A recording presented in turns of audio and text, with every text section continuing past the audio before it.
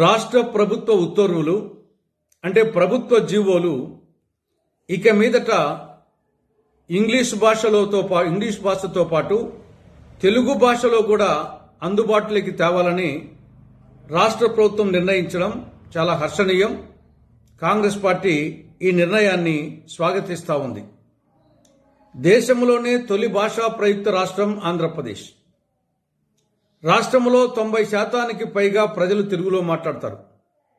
అటువంటి రాష్ట్రములో ఇంతవరకు ప్రభుత్వ జీవోలు తెలుగులో అందుబాటులో లేకపోవడం అనేది చాలా దురదృష్టకరం, చాలా శోచనీయం. ఎందుకంటే ప్రభుత్వ పాలనలో జీవోలనేవి కీలక పాత్ర పోషిస్తాయి. అటువంటి జీవోలు అందరికీ అర్థమయ్యే భాషలో, తెలుగు భాషలో, మాతృభాషలో లేకపోవడం అనేది చాలా గర్హనీయం. ఏది ఏమైనా ప్రస్తుత ప్రభుత్వం తీసుకున్న నిర్ణయాన్ని కాంగ్రెస్ పార్టీ స్వాగతిస్తూ ఉంది. ఇది తెలుగు భాషాభివృద్ధికి ఒక ముందడుగని చెప్పేసి కాంగ్రెస్ పార్టీ భావిస్తూ ఉంది. అదే సమయంలో ఇంకా 3 నిర్ణయాలు తీసుకోవాలి.